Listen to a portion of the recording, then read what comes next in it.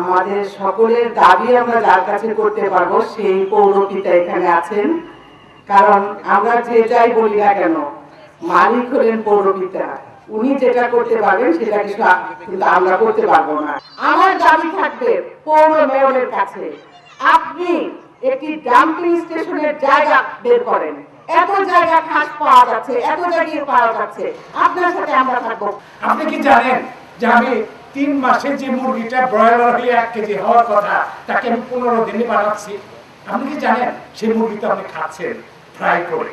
আপনি কি জানেন বাজারের বড় মোটা তাজা যে গরুগুলি সেগুলি আমরা কিভাবে মোটা তাজা করতেছি?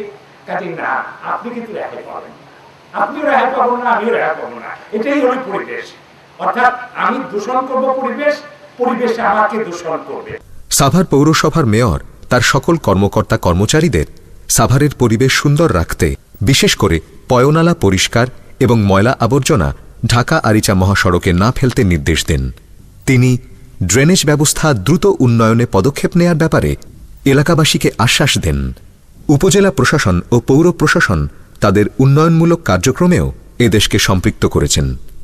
আজকে এসে আমি অত্যন্ত আনন্দিত হয়েছি এবং খুশি হয়েছি।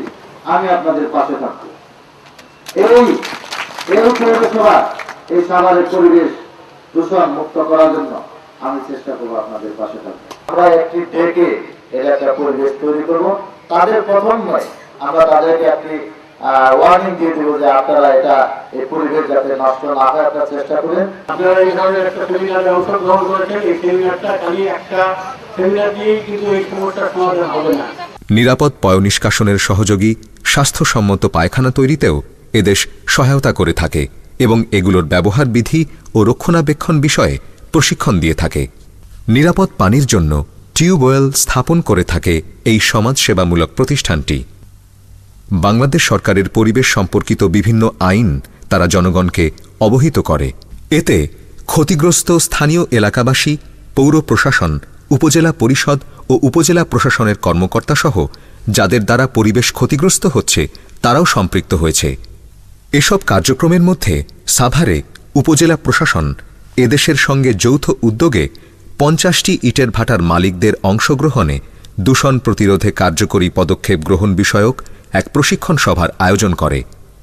প্রাথমিক পর্যায়ে উপজেলা নির্বাহী অফিসার, নির্বাহী ম্যাজিস্ট্রেট, সহ কমিশনার ভূমি, পরিবেশ দূষণকারী বিভিন্ন ইটের ভাটার মালিক ও শিল্প মালিকদের কাছ থেকে 10,000, 30,000, 50,000 করে প্রায় 3 লক্ষাধিক টাকা জরিমানা আদায় করেন। আরেকটা বিষয় হলো আপনারা এই ভূমি উন্নয়ন করার বিষয়ে আমি যেটা বলবো, এটা সবাইকে রিকোয়েস্ট করবো আপনারা দিয়ে দিন। আর আপনাদের সবচেয়ে সুন্দর হয় যে আপনাদের ডাটাবেস করে দেওয়া।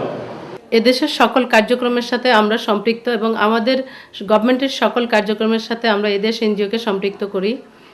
এদেশের নারী নির্যাতন একটা প্রতিরোধ সেল আছে, সেখানে এদেশে যে মামলাগুলি হয় নারী নির্যাতন এবং জেন্ডার নিয়ে যে কাজগুলি করে সেখানে নারী নির্যাতনটাই তাদের একটা প্রতিরোধ সেল আছে। সেই সেলের মামলাগুলি এদেশ মীমাংসা করেন।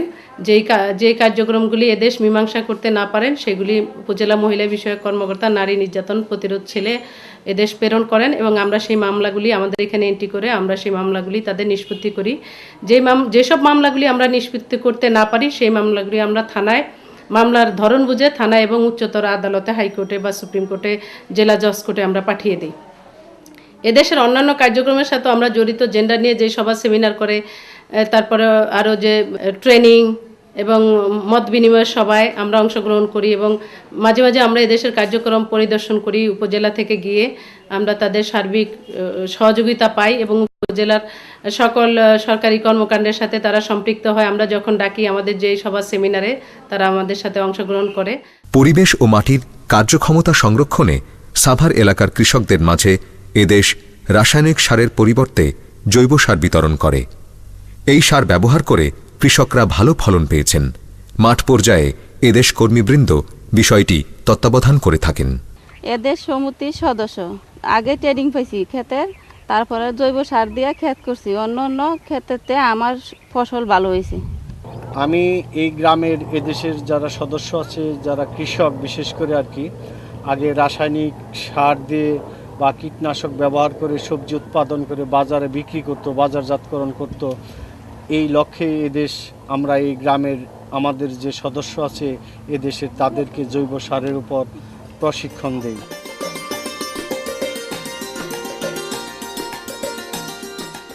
জেন্ডার হলো আপনার সমতা সমিতি, এটা সবাই অধিকার এবং সবাই সমান অধিকার সমান থাকে, তার জন্য আমরা সবাই মিলে একত্রিতভাবে মিলিতভাবে করি। এবং আমি আমার বন্ধু বান্ধব যারা যারা করে তারা বলতেছিল যে তুমি কি করছো, না হ্যাঁ আমি আমার স্ত্রীর জন্য আমার তরফ থেকে আমি নিজের ইচ্ছাকৃতভাবে আমার অংশ মানে সম্পদ করে দিচ্ছি, লিখে দিচ্ছি।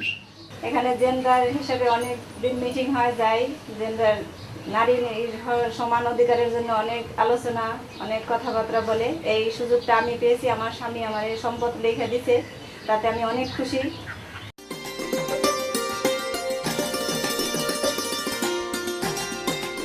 আমি যখন স্কুলে যেতে পারি, বাইরে যেতে পারি, কোনো কাজ আমি নিজের মতো করতে পারি, সে আমাকে সাহায্য করে। এমনকি প্রতিবেশী যদি দেখি যে আমাদের কোনো সদস্যর এরকম কোনো সমস্যা হয়েছে, তার স্বামীকে যা বলার চেষ্টা করি যে অধিকার সবাইকে দেওয়া উচিত, আপনারা আমাদের সাথে কাজ করেন, আমাদেরকে বোঝানো, আমাদের সাথে জেন্ডার সম্বন্ধে তাকেও বোঝানোর চেষ্টা করি, তারপরে এই সম্বন্ধে বোঝানোর চেষ্টা করি। পৌরসভা ও অন্যান্য বেসরকারি সংগঠনের সহায়তায় এদেশ মাতৃত্বকালীন স্বাস্থ্যসেবা সহ শিশুদের চিকিৎসা সেবা দিয়ে আসছে এবং শিশুর হঠাৎ জ্বর বা অসুস্থতায় তাৎক্ষণিক করণীয় হিসেবে মায়েদের প্রশিক্ষণ দিয়ে থাকে। এদেশ একটি ব্যতিক্রমধর্মী স্কুল পরিচালনা করে থাকে। সুস্থ ছাত্রছাত্রীদের পাশাপাশি প্রতিবন্ধী ছাত্রছাত্রীরাও এখানে লেখাপড়া করছে। সংগঠনের নিজস্ব তহবিল ও এলাকার প্রভাবশালী ব্যক্তিদের সহায়তায় এদেশ এই কার্যক্রম বাস্তবায়ন করছে। প্রতিবন্ধীরা যাতে পরিবারের বোঝা হয়ে না দাঁড়ায়, এই লক্ষ্যে এদেশ প্রতিবন্ধীদের চলাফেরার জন্য সহায়ক উপকরণ গণপ্রজাতন্ত্রী বাংলাদেশ সরকারের সমাজসেবা অধিদপ্তর ও সমাজ কল্যাণ মন্ত্রণালয় থেকে সংগ্রহ করে তাদের মাঝে বিতরণ করে থাকে।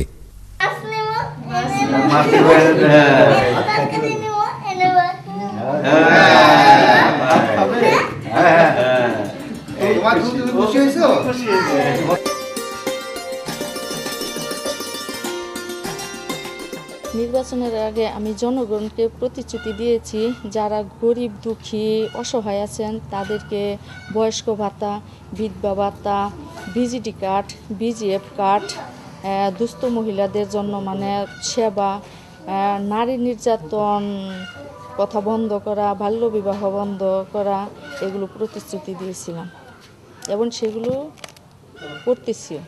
নারীর অর্থনৈতিক মুক্তির লক্ষ্যে এদেশ মাইক্রোক্রেডিট বা ক্ষুদ্র ঋণ প্রকল্প পরিচালনা করে থাকে। সদস্যরা এই প্রকল্প থেকে ঋণ নিয়ে বিভিন্ন ধরনের আয় বৃদ্ধিমূলক কাজে বিনিয়োগ করেন এবং হিসাব নিকাশ রক্ষণ সহ নিয়মিত কিস্তি প্রদান করে থাকেন। তো এদেশ একটা বেসরকারি সংগঠন, একটা উন্নয়ন সংস্থা। আমার যোগদানের পর থেকে আমি দেখেছি যে এরা আমাদের সাথে প্রত্যক্ষভাবে সম্পর্ক রাখে এবং অন্যান্য প্রোঅ্যাক্টিভ হিসাবে অনেক ডেভেলপমেন্ট কাজের সাথে সম্পৃক্ত। এবং অন্যান্য যারা এনজিও আছে তাদেরকেও তারা অনেক সময় কাজে লাগাতে পারে এবং সব ক্ষেত্রে অনেকগুলো বিষয় দেখেছি, বিশেষ করে আমাদের স্যানিটেশন বা আমাদের বিভিন্ন ধরনের যে এগুলো আছে মানে সেমিনার বিভিন্ন পরিবেশের উপরে, সেগুলো তারা অত্যন্ত প্রোঅ্যাক্টিভ হিসাবে কাজটা খুব সুন্দরভাবে করেছে এবং বরাবরই আমাদের সাথে ভালো একটা সম্পর্ক রাখে। আমাদের যেখানে আমাদের সীমাবদ্ধতা আছে সেখানে তাদেরকে আমরা আহ্বান জানাই, এগিয়ে আসছে। তারা অনেক ক্ষেত্রে আমাদের এখানে এগিয়ে এসেছে এবং তাদেরকে আমরা সবসময় কাছে পাই। ৭১টি গ্রাম নিয়ে এদেশ তার কার্য পরিচালনা করছে। সকল মাঠকর্মী ও কর্মকর্তাদের নিয়ে মাসের প্রথম সপ্তাহে একটি নিয়মিত মাসিক সভা অনুষ্ঠিত হয়।